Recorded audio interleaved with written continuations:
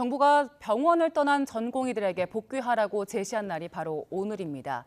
하지만 전공의들의 복귀 움직임은 미미한데요. 정부와 의사 측 입장이 여전히 팽팽한 상황에서 얼마 전까지 양측의 중재자 역할을 자처했던 정진행 서울대 의대 교수협의회 전 비대위원장과 이야기 나눠보겠습니다. 어서 오세요. 예. 오늘입니다. 정부가 전공의들에게 돌아와라 제시한 시한이 오늘인데 일단 정부는 돌아오지 않은 전공의들에게는 의사면허를 정지하고 구속수술하겠다 이런 방침이잖아요. 일단 지금 전공의들이 제자죠? 네. 네, 제자들의 움직임 어떻습니까? 제자들이 개인적으로 저에게 이메일이나 여러 가지 메시지를 보내오는데요. 저희는 너무 두렵고 무섭다. 그렇지만 우리 사회가 우리를 범죄자 취급하고 이렇기 때문에 이 나라에서 일하고 싶지 않다. 이런 아픈 메시지를 보냈고 저에게 예비 인턴 선생님들이 한마디 해달라고 하더라고요. 지난 월요일. 예. 참고로 말씀드리면 저는 지금 개인 교수 신분으로 나왔습니다. 비대위원장은 사퇴한 상태입니다. 예. 비대위원장 사퇴하기 직전 월요일 예비 인턴 선생님들이 메시지를 달라고 했습니다. 그래서 제가 남긴 메시지는 학생들에게 너무 미안하다. 우리가 잘못해서 너희들이 고생하게 해서 너무 미안하다. 그렇지만 지금 자기 개인 사정으로 월급을 받지 않으면 생활이 힘든 사람은 병원에 지켜야 됩니다. 그래서 나가 있던 혹은 병원 안에서 지키든 너희들은 다 사정이 있으니 서로 미워하지 마라. 서로 미워하지 마라. 그리고 배신자 프레임에 갇히지 마라. 그리고 우리나라는 민주주의 사회이기 때문에 다양한 의견을 가진 사람들이 다양한 목소리를 내는 거니까 병원에 남아있는 친구들 배신자라고 미워하지 말고 또 돌아왔을 때 지금 병원을 지키는 우리 제자들은 160시간 이상의 근무를 인간으로서 버텨낼 수 없는 시간을 버티고 있거든요. 그런데 배신자 프레임에 갇힌다면 이 젊은 청년들 사이에 미움과 반목이 얼마나 크겠습니까? 그러면 이 친구들은 같이 일 못합니다. 예. 그렇게 메시지를 나겠습니다. 전공의들 사이에서도 서로 배신자 프레임이 생기지 않을까 이 점 우려하면서 좀 네. 제자들 생각에 울컥하신 것 같은데 복지부에서는 전공의들에게 이렇게 얘기했습니다. 오늘 오후 4시에 여의도에서 만나자라고 대화를 제안을 했는데요. 어떻습니까? 전공의들이 이 대화 제의에 응할 걸로 보십니까? 제가 잘 모르겠습니다. 저는 서울대학교 그 선생의 입장에서 비대위원장을 맡았고 지금은 사퇴한 개인 교수의 신분입니다. 그렇기 때문에 전체 전공의 선생님들의 움직임과는 전혀 연관이 없어서 잘 알 수는 없습니다만 네. 제가 어떻게 나서다 보니 저 개인 SNS 메신저로 많은 연락들을 해오는데 정말 일하고 싶지 않다. 이런 상황에서는 그런 소견을 했기 때문에 이 친구들이 어떤 지금 이거를 가지고 협상 카드를 내밀어서 정부하고 딜을 하자는 게 아닌 것 같습니다. 그냥 우리 제발 이런 상태에서 노예나 범죄자 취급받으면서 일하고 싶지 않다. 이런 얘기들을 많이 문자로 보내주셨습니다. 그러면 지금 이제 대화 자체를 원하지 않고 있으면 전공의들이 다시 그 병원 현장으로 돌아오기 위해서는 어떤 게 필요하다는 입장인 겁니까? 일단은 정부에서 우리 젊은 청년들, 전공의 학생들, 제 제자들입니다. 필수 의료를 배우겠다고 병원에 들어온 제자들입니다. 졸업생 중에 20%는 전공의 하지 않습니다. 바로 경증 의료, 피부 미용으로 나가거든요. 개원을 하는 겁니다. 네, 아니 개원이 아니라 개원가에 페이닥터를 하는 거죠. 예. 근데 이 80%의 제 제자들은 뭔가 배워보겠다고 의료인의 신념을 가지고 어려운 필수 의료, 심장 수술, 암, 뇌혈관 수술 이런 거 배우겠다고 기회 비용을 포기한 거죠.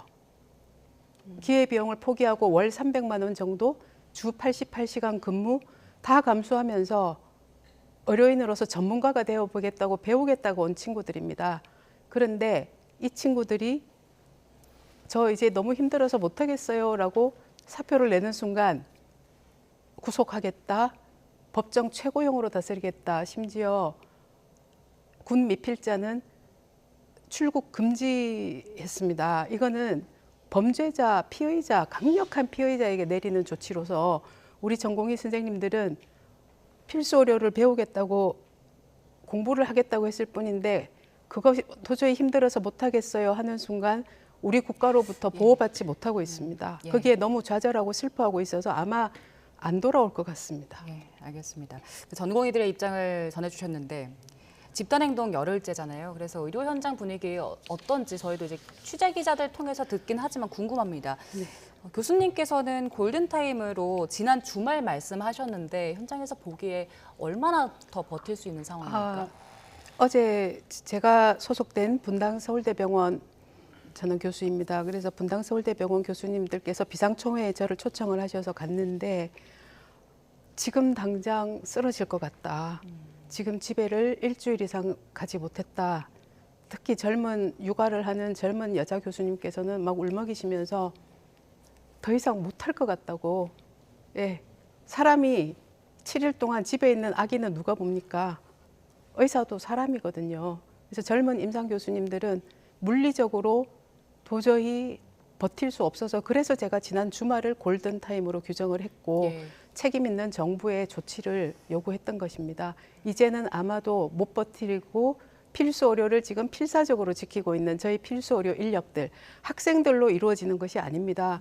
지금까지 우리 정부와 상급 종합병원은 300만 원 주면서 학생들 공부하러 오겠다고 한 이 필수 의료 수련 의사들, 학생들을 24시간 돌리면서 병원을 유지해 왔거든요.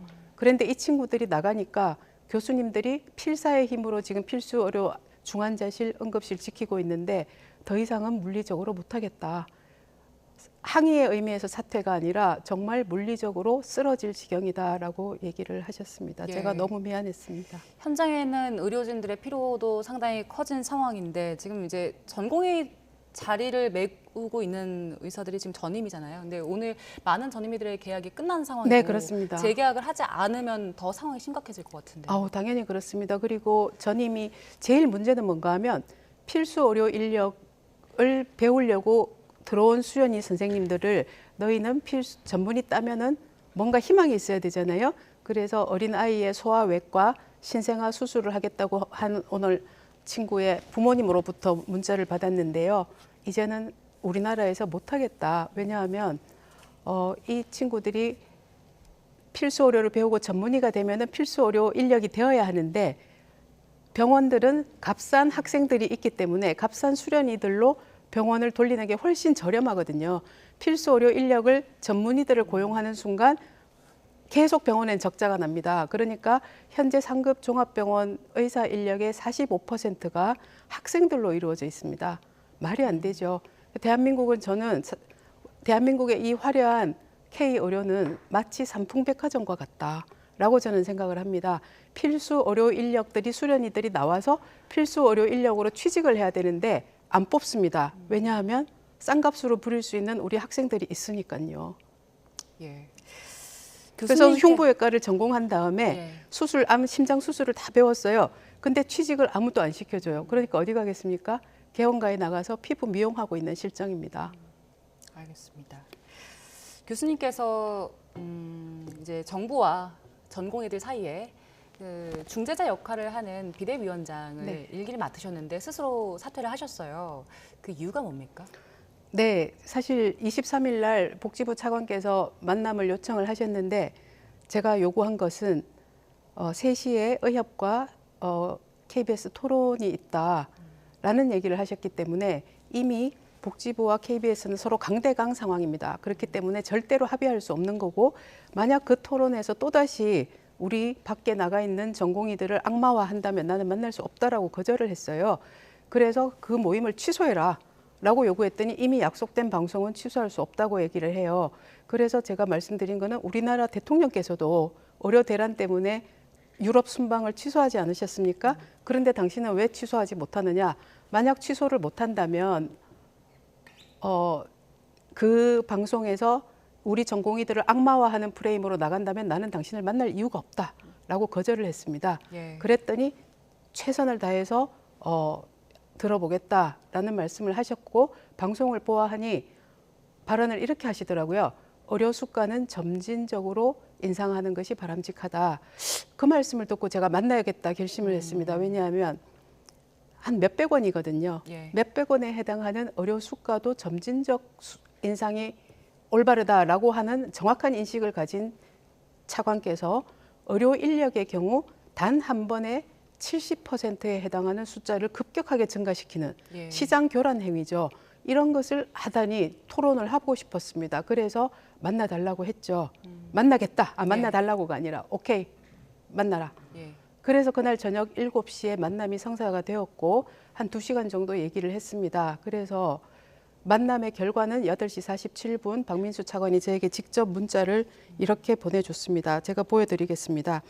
상호 상황을 공유하고 예. 갈등 상황을 조속히 해결해야 된다는 이해와 공감대를 넓혔다. 예. 네, 그 말씀은 박민수 차관이 저에게 보내주신 겁니다. 이 말은 앞으로 의대 교수들과 대화를 하겠다는 의지로 받았기 때문에 저는 굉장히 순진한 의대 교수입니다. 이때까지 폐암병리 공부밖에 안 한 사람이고 오케이 그러면 협상의 의지가 있다고 생각을 하고 만났습니다. 그런데 26일 월요일 서울대 비대위 대면 보고회가 있었습니다. 네. 전공의 선생, 학생들 그리고 전체 교수님들께 어쨌거나 그동안은 온라인으로 보고를 하다가 대면 보고를 하겠다고 했을 때 그때 막 속보가 들어오는 겁니다. 전공의들 구속하겠다. 안 돌아오면. 그리고 직업 자유에 제한을 하겠다. 그리고 서울대 비대위는 일개 대학의 비대위일 뿐인데 내 대화 상대가 아니다. 이런 게 속보로 들어오고 있어서 그럼 어떡할 거냐라는 질문을 기자들 브리핑에서 받아서 제가 그러면 저는 협상 의지도 없는 사람하고 대화를 하겠다고 하는 아주 웃기는 사람이 된 거죠.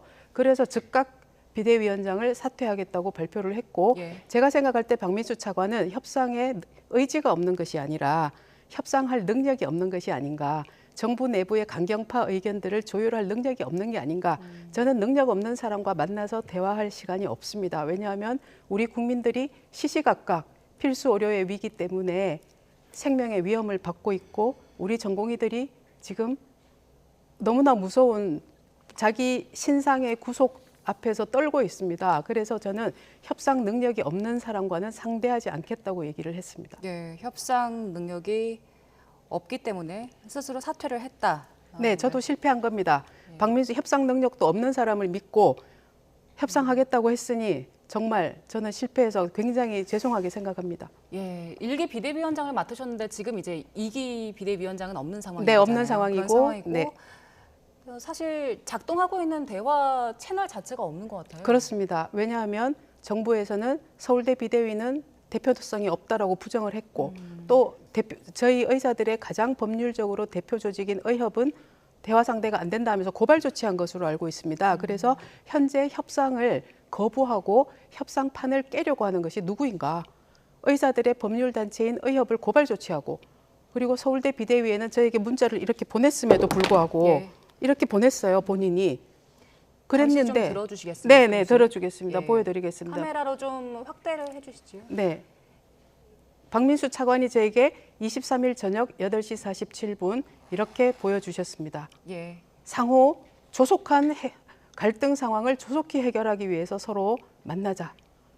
그렇게 얘기를 해놓고 26일 예. 월요일 서울대 비대위는 의료계 대표성이 없다. 그런데 지금 우리 밖에 나가 있는 제자들, 전공의들 다 어디 소속입니까? 대학병원 소속입니다. 대학병원 소속에 있는 우리 전공의들과 학생들을 대학 교수가 대변하지 않는다면 저는 선생으로서 의무를 버리는 예. 것입니다. 일단 정부 측에서는 그러면 교수님과의 대화에서도 협상에서도 그 대표성을 인정하지 않았고 대표성이 있는 집단을 좀 네, 지금 내달라라고 요구한 네. 상황인 거잖아요. 그러니까 웃기는 얘기죠. 이거는 그야말로 죄송합니다, 박민수 차관님 뒤통수 치는 겁니다. 그렇게 하지 마십시오.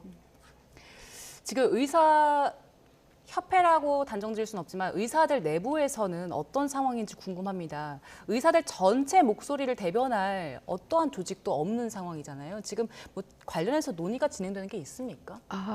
전혀 없고요. 저는 비대위원장을 사퇴한 이후로는 개인 교수 자격으로 그리고 저희 아들이 원래 예비 인턴입니다. 물론 포기했습니다.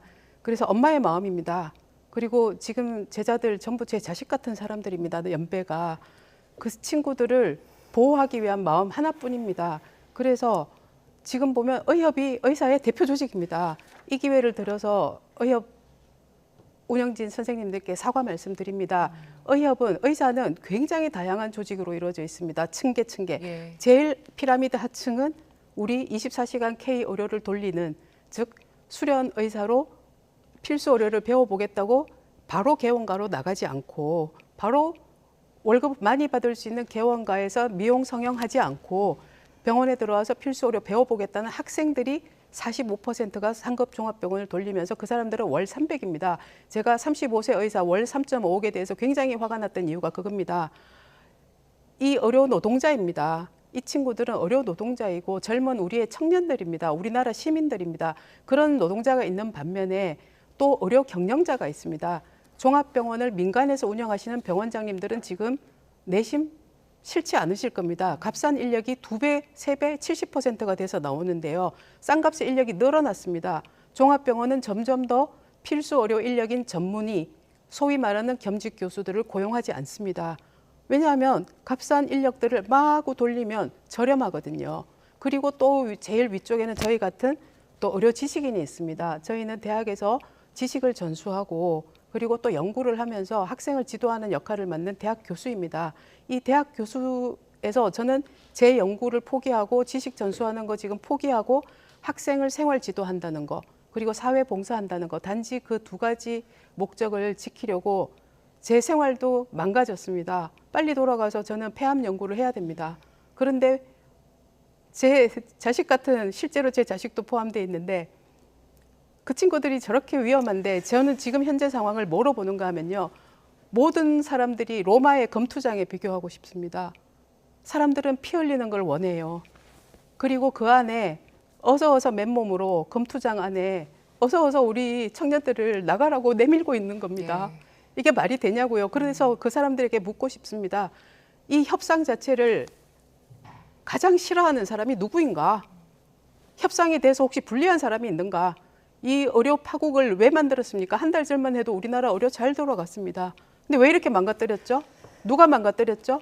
그리고 우리 아이들, 제 제자들 그 검투장에 맨몸으로 들어가라고 하는 사람들 나쁩니다. 예. 그러시면 안 됩니다. 어른들이 정말 예. 그러시면 안 됩니다. 예, 교수님 이제 전공의들이 결국에 의료 현장으로 돌아오게 해야 하고 그것도 이제 교수님의 역할 중에 하나일 텐데 정부에서는 그간 의료계에서 주장해왔던 의료사고 특례법 얼마 전에 발표를 했고요. 또 오늘 전공의들 그 36시간 연속으로 근무하는 그 시간도 좀 단축을 하겠다 이렇게 발표를 한 상황입니다. 이런 정부의 발표들이 의사를 좀 대화로 나올 수 있게 움직일 수 아마 있다고 안 될 보십니까? 겁니다. 왜냐하면 자 그러면 정부에서는 책임 있는 답변을 내놓으십시오. 결국은 돈의 문제이거든요. 자 2,000명을 증가시켰어요. 그러면 2,000명을 통해서 우리 국민들에게 필수 의료와 지역의 부족한 의료를 공급하겠다고 하십니다. 자 그러면 돈의 문제입니다. 2,000명을 수련하려면 결국 그것은 어디서 나오나요? 건보 재정에서 나옵니다. 2,000명을 수련하는 그 비용 연봉 5천 안 됩니다. 월 300에서 400으로 들었습니다. 많이 주는 좀 부자 병원. 그런데 이 2,000명을 수련시키려면 돈이 필요한데 그거는 건강보험 재정에서 나옵니다. 국민 여러분 잘 아셔야 됩니다. 이렇게 되면요. 건강보험료 2배 올라가십니다. 이 상황의 가장 피해자는 바로 국민 여러분이십니다. 그런데 국민들께서는 정보가 없습니다. 일방적으로 정부에서 하는 얘기만 듣고 있거든요. 그래서 이 2,000명을 수련할 일종의 예산에 대한 얘기는 하지 않고 있습니다. 그리고 이 2,000명이 나왔을 때 과연 지역에 갈까요? 지역에는 이미 우리나라 행정 실패로 중앙 집중화 때문에 우리나라 국민의 50%가 수도권에 살고 있습니다. 지역에 가면 의사들이 볼 환자가 없어요. 그러면 이 숫자의 문제인가 정책적으로 배분을 어떻게 할 것인가의 문제인가를 잘 들여다봐야 됩니다. 국민 여러분, 의사 2,000명 늘면요. 건강보험료 2배 인상됩니다. 그거 감당하시겠습니까? 교수님 결국 돈의 문제다 이렇게 강조를 하셨어요. 그런데 정부가 제시한 복귀 마지노선이 오늘입니다. 네. 그래서 어쨌든 돌아오지 않으면 사법 절차 밟겠다고 한 상황이기 네. 때문에 돌파구를 찾아야 되잖아요. 네. 가장 중요한 거 물론 너무 복잡한 문제이기 때문에 하나를 꼽을 수는 없습니다. 그래도 지금 가장 중요한 게 뭡니까? 지금 일단 멈춰야 됩니다. 당장 멈추시고 이 싸움을 그리고 이렇게 엄청난 전국의 핵폭탄으로 떠오른 이 정책을 아무 생각 없이 최고 권력자에게 올린 최고 고위 공무원들 반성하셔야 됩니다. AI 알고리즘으로 하면 됩니다. 그 자리에 있으면 자, 제가 묻고 싶습니다. 교육부에서는 의대 정원에 대한 희망 수요 조사를 했습니다. 여기서 묻겠습니다. 이게 희망으로 되는 일입니까? 자, 의사 정원이 계속 우리나라는 줄어들었다고 하는데요. 의대 정원이 사실입니다. 왜냐하면요. 인구가 줄고 있어요. 제가 대학 들어올 때는 100만 명이 시험을 쳤어요.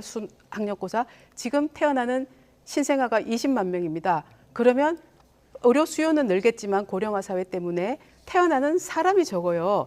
그런데 의사를 늘려야 된다.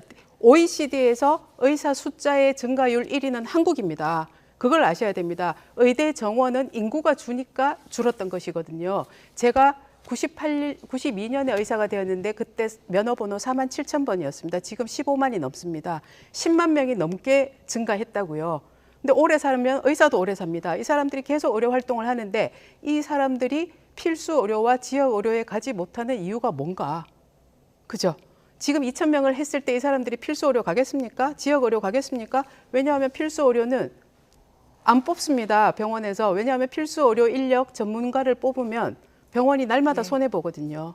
이 사람들은 공부 열심히 하고 기회비용 날리고 나왔더니 취직이 안 됩니다. 알겠습니다. 네, 그러니 할 이유가 없고 우리 전공의생들은 아마 돌아오더라도 대부분 필수 의료 안 할 것입니다. 저는 그렇게 믿고 있고 그게 너무 마음이 아픕니다. 네. 대한민국 의료를 완전히 망가뜨렸고 또 그뿐만 아니라 의대 블랙홀을 만들어서 예, 알겠습니다. 이공계통 다 망합니다. 네. 정말 멈춰 주십시오. 지금 네. 당장.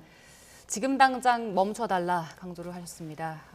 오늘 복귀 시한 마지막 날인데요. 관련해서 이야기 나눠봤습니다.